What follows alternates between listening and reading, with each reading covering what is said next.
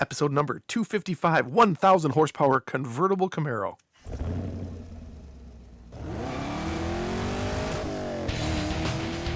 Welcome to the Camaro Show. A podcast about all things Camaro and GM Performance News. I'm Chris Frezza. And I'm Jason Debler. We're your hosts for this week's episode of the Camaro Show. Want to be part of our show?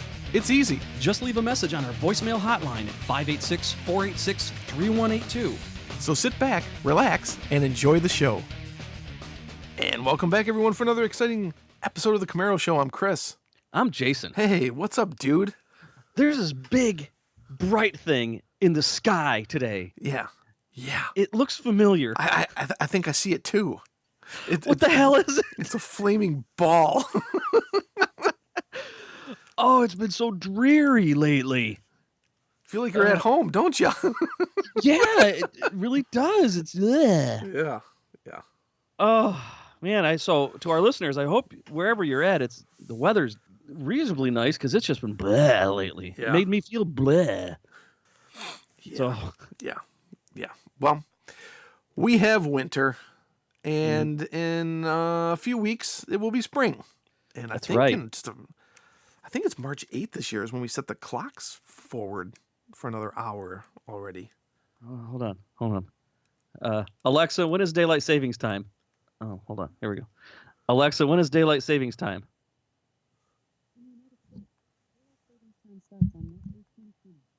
Where the heck is the 8th? speaker? Was it the 8th, did it say? Here, it wasn't turned up enough. I usually keep this thing on mute. I got it dirt cheap. Here we go. Okay, let's try it again. Here we go. Ready? Alexa, when is daylight savings time? In the United States, daylight savings time starts on March 8, 2020. There you Hey, go. See? And I'm putting you back on mute so you can't hear what I'm talking about. Tell you what, the thing comes in handy, especially when I want to do math and don't feel like typing it out. So that means like almost time to take the cars out. I never put mine away. Actually, I had mine out in December this year. I was driving it around. I forgot about that. First time, and I think I've had the convertible out in December with the top down. On a related note, one of my developers lives in Canada, Hey. and he's really cool. His name is Andrew, and he's a phenomenal developer, and he's a motorcycle guy, and he's a hockey guy. So we always have things to talk about when we're Cool. not talking about work. And I mentioned the one time when Art Schroeder, I think it was Art, I don't think it was Ellie, it was Art Schroeder was driving his 4th gen convertible in like minus 22 degrees with the top down. It might have been. No, was it? Was it Ellie? Ellie? It might have been. I think I remember that picture.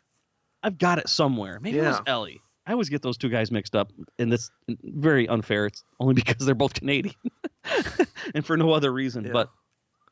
But, yeah, and there you are driving. What was the temperature when you had your top down? It wasn't that cold. It was maybe 39, 40 out. But nice and sunny, obviously. Yeah, oh yeah. Really? In fact, there is something in the Camaro built in where once it drops below a certain temperature, the top will not go down. Really? I didn't know that. Yeah, because I don't know if the motors, whatever, Oh, to operate in the That cold. makes sense.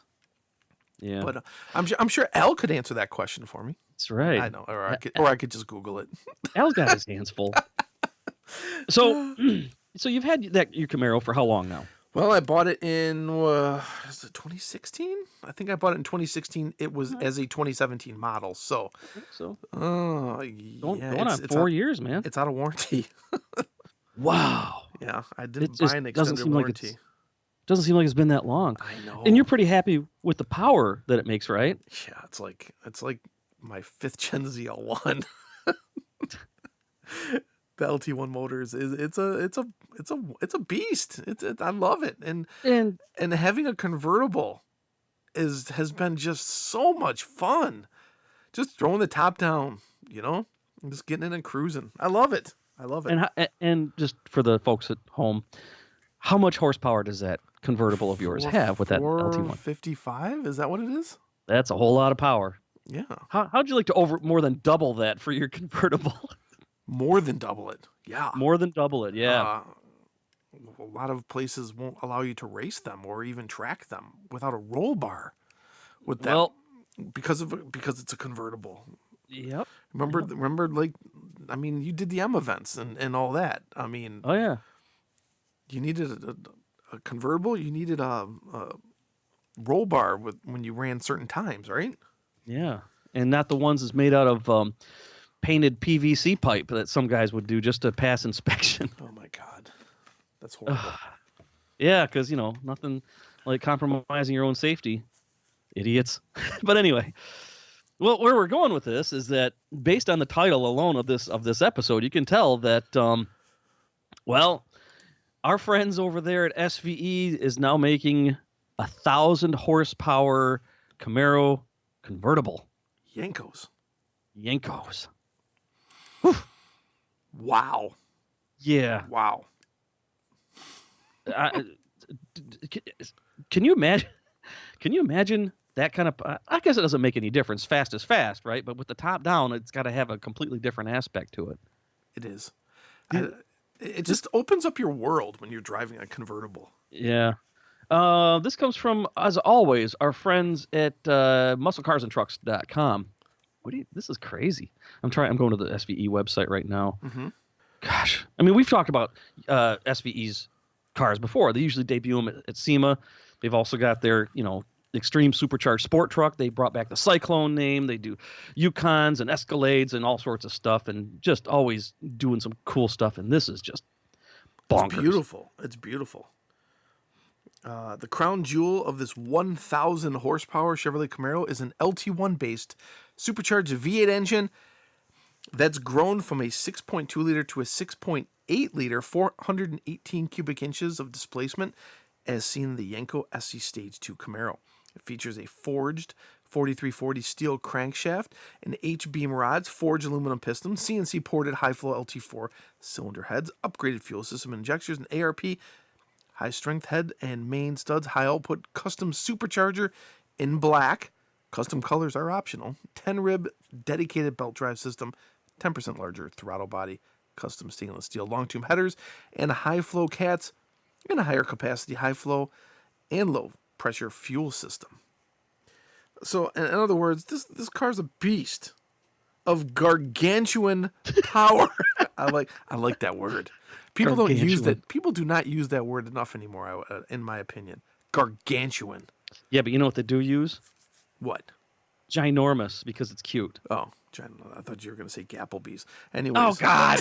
That's even worse. No, it's actually not. I think ginormous is silly. I hate it when people, it's ginormous. Oh, you put two words together. So cute. Setting the Yenko Camaro convertible apart from the flock is the unique paint and badging, as well as graphics on top of the body-colored carbon fiber hood. If that doesn't give things away, the 1,000 horsepower markings on the hood scoop will send the message loud and clear. Let's see, how many are they going to make? 25. 50. Oh, so it's half of the normal amount. Specialty Vehicle Engineering plans to build only 25 examples of the Yenko Camaro Stage 1 convertible, and based off the Camaro S1SS or 2SS package. Lastly, while the Yenko Camaro Stage 1 is being revealed as a convertible, it's available as a coupe too.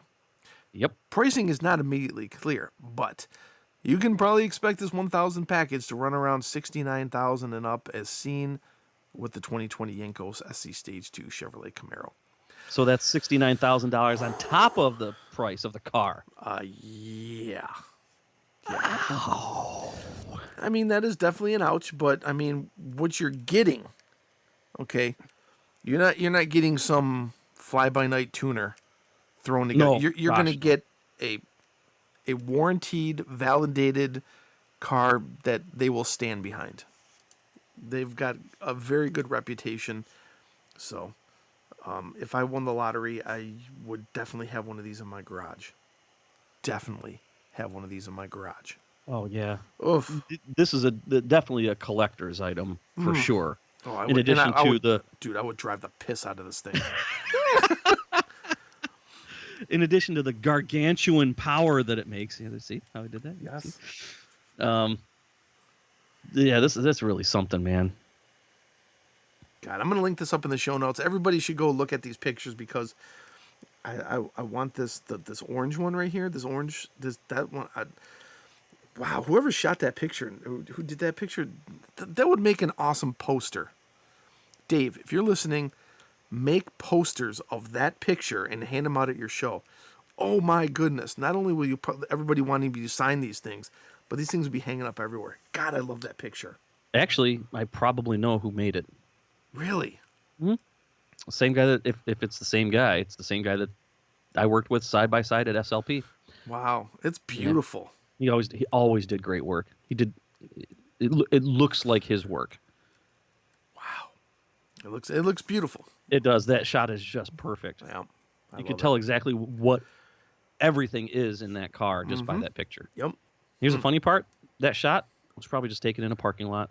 Like they just parked the car and hit a few angles, and I'm not going to give out his name, but probably just said, okay, I'll do that one. And then he spends a gargantuan amount of time getting it perfect. Perfect. It's amazing. And they all do this. All the car images that you see, if they're not computer generated, hours, many hours go into it. Well, there's the proof, though. It looks wonderful. Mm-hmm.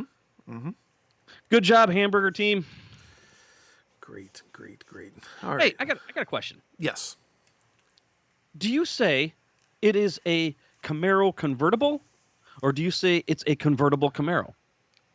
I usually say Camaro convertible because I usually say it's a Chevrolet Camaro convertible. So it's a Camaro C28. It's a Camaro SS. It's a Camaro SS convertible. That's when it's a package. I hate it when people say SS Camaro or GT Mustang. Yeah, there's a GT Mustang. Oh, yeah. How about that? How about that? About that? But, okay, so if you didn't say Chevrolet, would you say it's a 2020 convertible Camaro? No, I wouldn't. I wouldn't. I'd like to know what you guys think. Is there a right or wrong answer? Probably not, but somebody's going to say it's right or wrong anyway. Well, yeah. Because nobody can be wrong on the internet. And they're going to tell you to piss off and whatever. And then they're going to... And if they do realize they're wrong, they're going to blame you for it because they didn't get enough participation trophies. You're wrong. No, I'm not wrong. You're wrong, and you're stupid. You don't know what you're talking about, you big doo-doo head. Big doo-doo head. Mashed potato face. Donkey butt. Okay. We got an email. We should probably move on. I think I ruined the whole segment. Got an email from Sean from Oceanside. Yep. In response to what we talked about in our last episode about when you were out in California, especially California, we talk about brand loyalty and talk about I'm just as a surveyor of everything non-California in California, which I will still say seems like a different country than the rest of the United States. Sean has sent us an email with his opinion on what we talked about.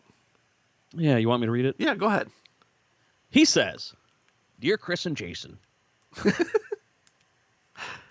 That wasn't a bad Casey Kasem impression, was it? The reason so many in California drive Toyota and Honda is due to both companies developing brand loyalty over the past 3 decades based on quality and value, with quality being the key factor. Where's he going with this crap?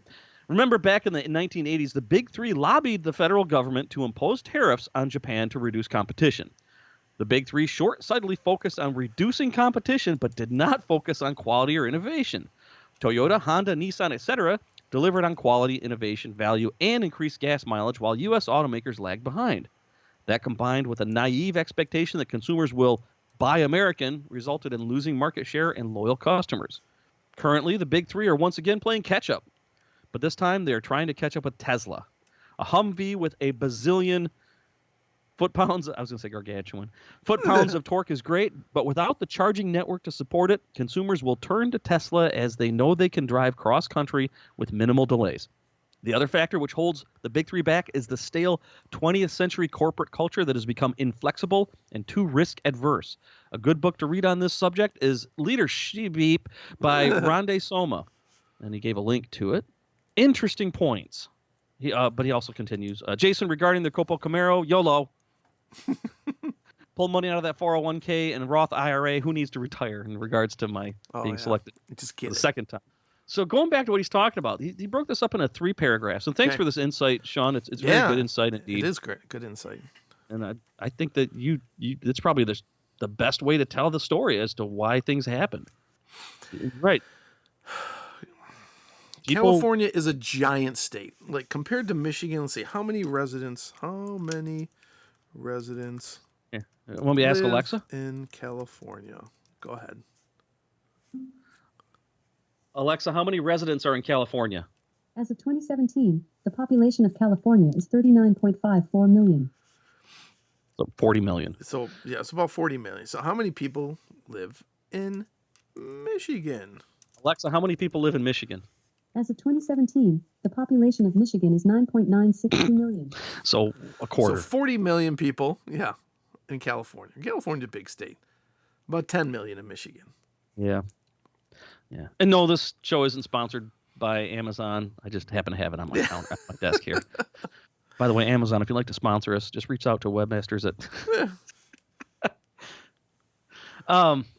so 4 times the amount of people. Yeah.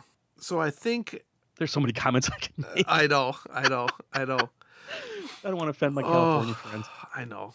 I mean, I love our friends in California, but things are just so effed up out there. People love it. People, I mean, but they got to pay that sunshine tax, man. They got to pay that sunshine tax.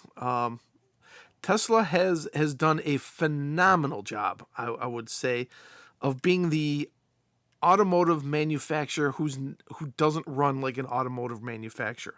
They run more like a tech company. And that's good, but that also can be bad. I have personally been taking around the Tesla factory in Fremont, California, and they have grossly underutilized that factory. Underutilized that factory. I don't know if they just went in there. I mean, because they bought that from GM. They used to be the Numi manufacturing plant. Oh yeah, I actually did work for Numi when I was an engineer. Yeah. Long time ago. There was many different vehicles produced by General Motors there, and then they did a joint effort with Toyota there, and they produced the Vibe and the Matrix. And I think before they closed, and I think in bankruptcy is when was it when General Motors sold that? Yep. It was cheaper to sell them to Tesla than to close and demolish that plant because the grounds there are so by California standards polluted. Oh, from all the years of producing manufacturing vehicles there. And so Tesla got it for a song, obviously. And obviously not being an automotive manufacturer, they didn't know how to utilize the space in there. So now you're seeing them purchasing and building plants in Texas, Nevada, to produce. I think the Model Y is going to be produced and the truck is going to be produced, I think, in Nevada, while they're still producing their other cars in California. But that's just kind of Well, I mean, it's a little thing I've been researching on my own over the last couple of years. As in brand loyalty, I'm looking at this through a lens of coming from Michigan. Mm-hmm. We're the automotive capital of the world. Okay. Yep. We're producing more vehicles. I mean, we have the big three here in Detroit: GM, Chrysler, Ford. Mm-hmm. We have so many plants here. When you look on the road here and you see someone driving down the road, more than likely it's going to be a GM vehicle, it's going to be a Chrysler vehicle, it's going to be a Ford vehicle. I mean, you do see the occasional, and I'm not saying occasional. I mean, people do drive Hondas and Toyotas and Kia and stuff like that. Sure. But it's more of, hey, look at that foreign car, going down the road. Everything else is manufactured because we are engrossed in it here. That's our way of living. Kind of like if you're in California, you see so many Teslas on the road. But up until the Model 3 came out, Tesla was a rich man's car, man. Oh yeah. It's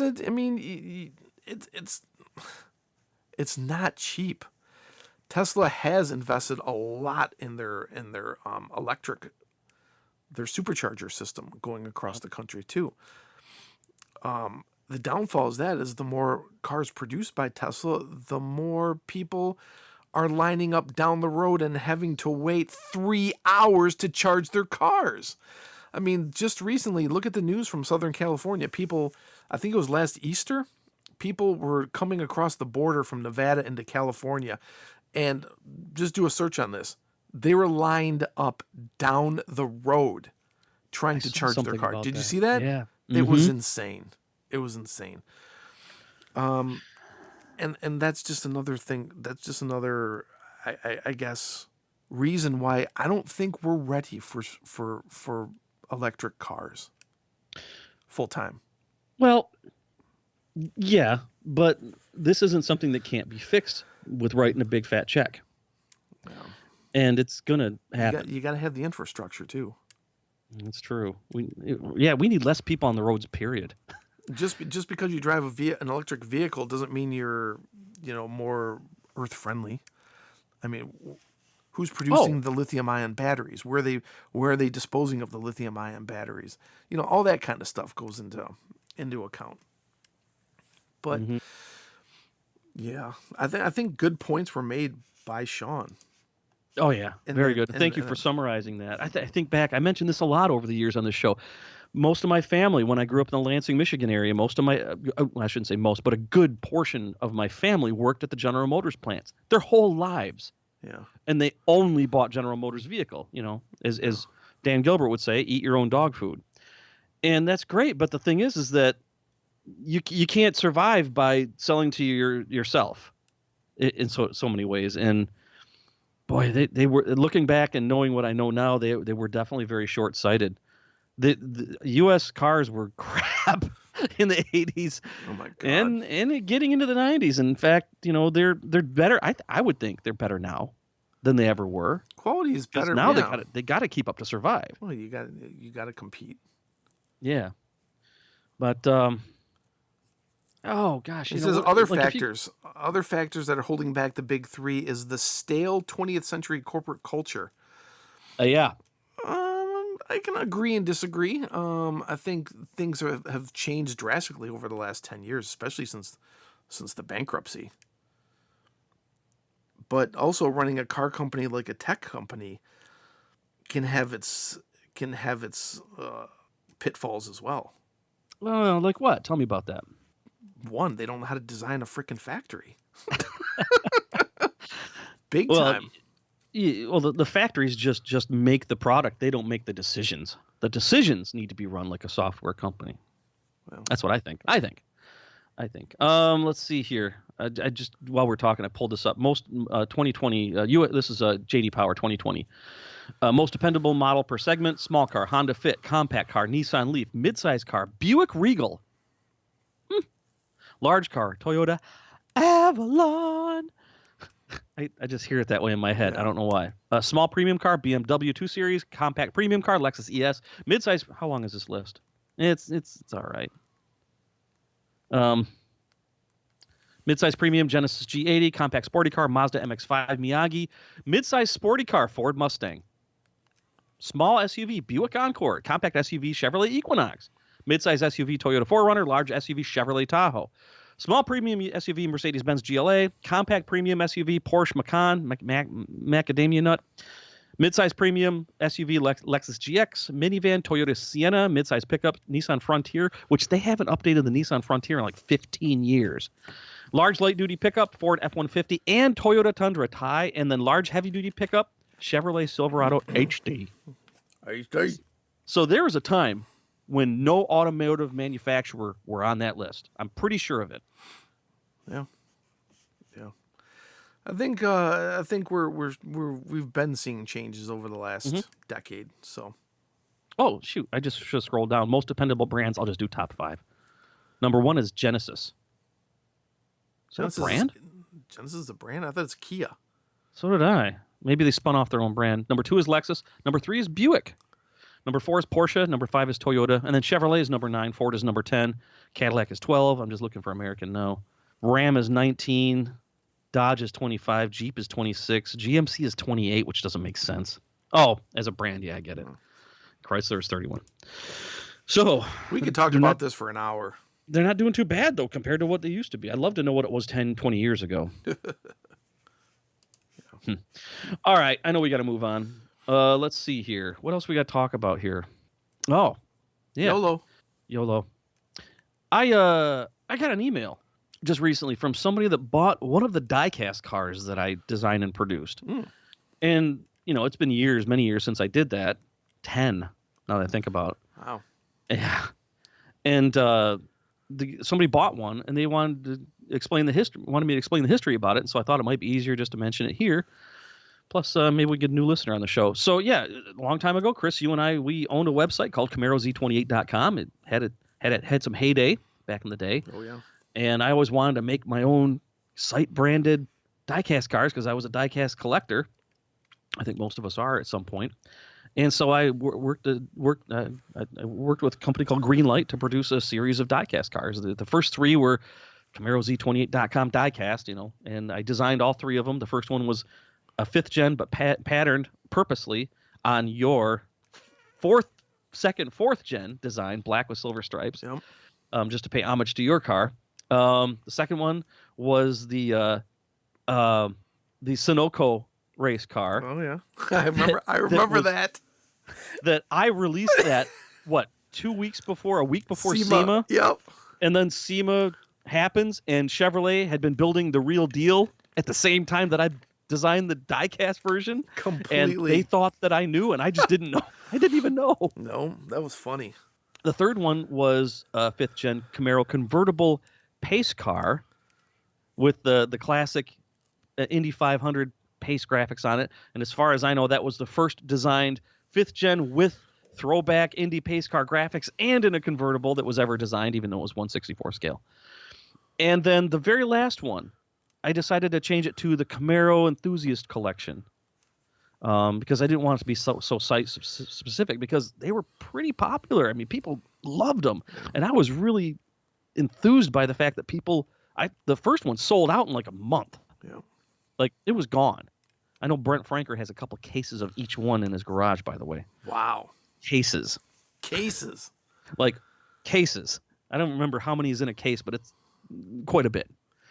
And so I changed the name to Camaro Enthusiast Collection. I decided I did, the street car. I did the road racer, if you will. And then I did the pace car. And then I'm going to do a drag racer. So the fourth in the series, I call it the Series 4, had slicks and skinnies. And I just, carbon fiber hood and roof and all that, and with drag racing markings on it. And that was that.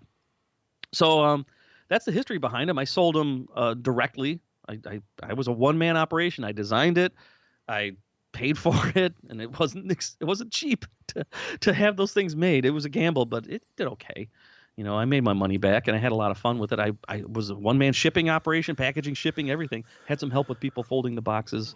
And I also had distributors. And all those cards we had to sign. Yeah, some of them were signed. I think, if I remember right, the very first one I released, you could get it plain, with no signature, or you could get it signed.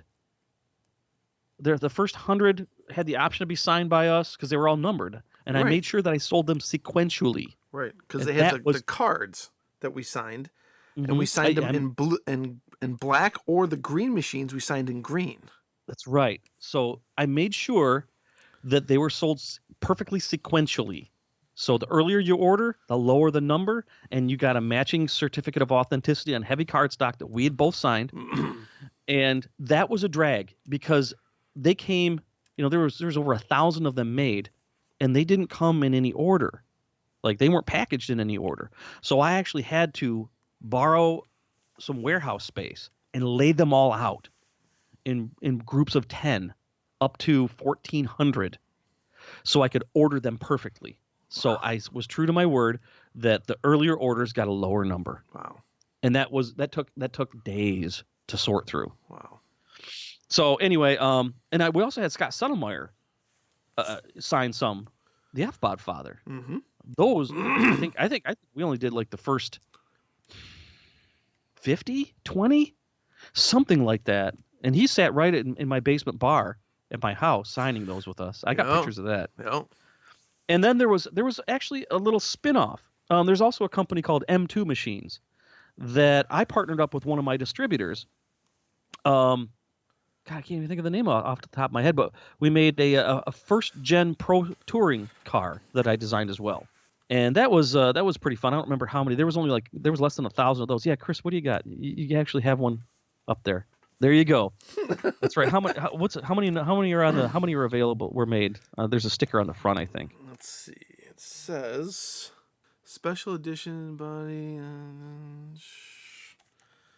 2011 Collector's Corner limited edition 492 pieces. Yep. Collector's Corner, Collectibles Corner. Cool guy too. One of my distributors, he's like, "Hey, let's do a car together." I'm like, "Sure, okay." So there you have that, and we signed some of those too. Here's the funny part: I don't have any of them left. I do. Because when I moved from, no, you can't open it. What's wrong with you? Put it down, Chris. Put it back. You've got a match set. You have number 8s. Yep. Vito has some in boxes, never opened. Yep. With the cards and everything. Yeah. When I moved from Michigan to Nashville, I wanted to cut a lot of clutter, and I thought it'd be better in the hands of somebody else. So I sold even the number 1 car that I held onto for myself. Wow. All of them.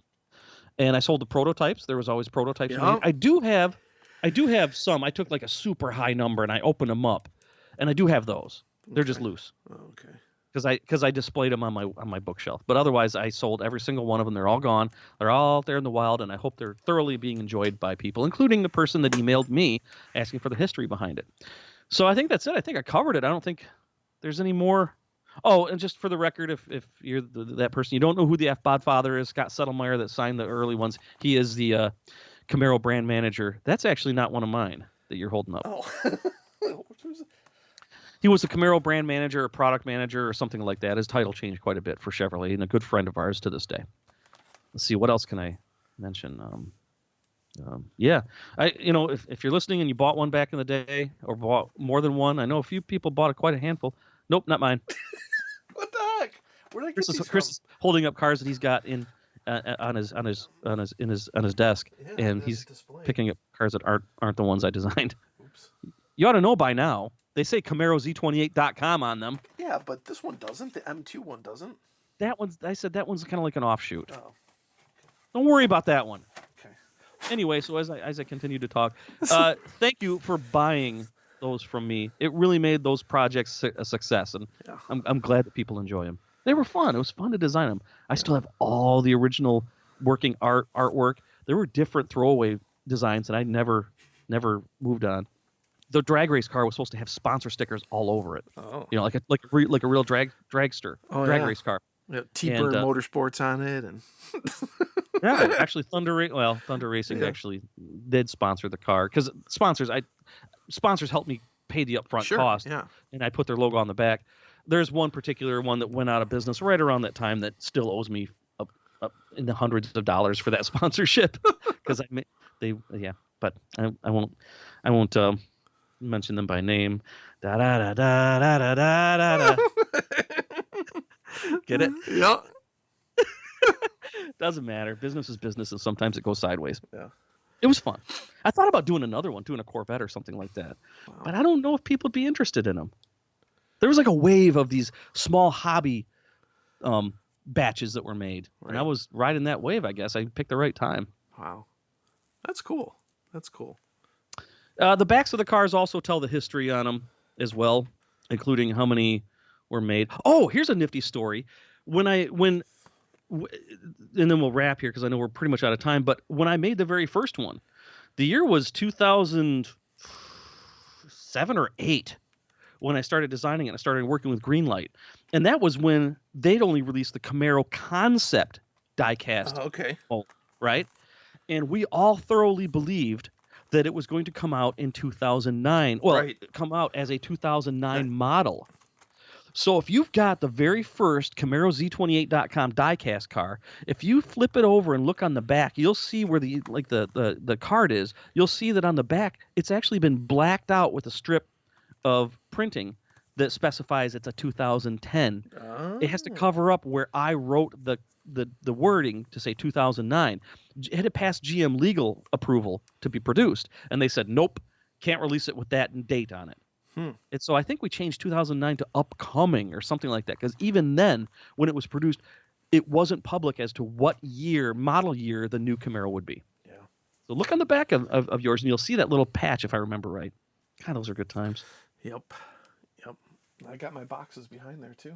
Yep. I liquidated a lot of them. In fact, I've been liquidating more Camaro stuff on eBay. Just like some of the promo stuff that I've received over the years. Heads up, Charlie 1111111, Charlie 111. He loves your stuff. I know. I've got all these foam board design proofs that I got from either when I was working at Campbell Ewald or just friends gave them to me, and I've got no room for them anymore. And so if you like 5th gen and 4th gen Camaro collectible type stuff, gosh, I got them up on eBay, and there's no bids. 1996 Camaro RS design proof, 1997 Chevrolet Camaro convertible design proof, 1998 Camaro Z28 design proof. These are, I use the word proof. I don't know if it's accurate or not, but they were put on foam board, and then they were put on the walls so everybody could look at them and compare the designs and the wording and say, I like this one better. So it's got Velcro on the back and pinholes because they were just meant to be tossed, and they were held onto and they were given to me. And again, I don't have any room for them. So it's pretty neat to go through that old stuff. I did keep this one. Got it right here. Nobody else can see it, but I'm holding up to the camera so Chris can see it. Chris, what's that say? If everyone owned one, maybe we could have prevented disco. Yep. It's a 1990. What's the year on this one? 1996. Wow. Design proof, and it shows a picture of a Camaro Z28, and that's what it says above it. If everyone owned one, maybe we could have prevented disco. They were doing it right then. They were a little bold. From the country that brought you rock and roll. Yeah. Remember that one?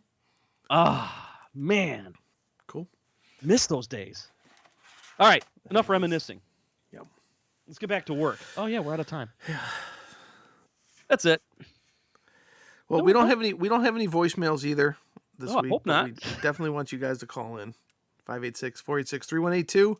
Yep. Let us know what you thought of what the Camaro convertible. Should it be convertible Camaro or Camaro convertible? And that's it. Well, anything else you want to talk about? What do you think of that 1,000 horsepower Yenko Camaro? Yeah. Ooh, convertible. Yeah. All right, let's get out of here. See what happens when you get me on a roll? Yeah. You talk for 15 minutes. I know, and I'm not even drinking. All right, guys, we'll see you next week. See ya.